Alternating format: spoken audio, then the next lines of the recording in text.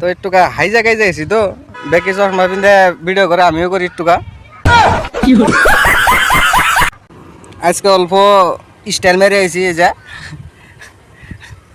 আজকে কত কত তোমার লেভেলেই তোমারে বিপদ আনবো, কত কত তোমার লেভেলেই তোমারে বিপদ উদ্ধারও করবো।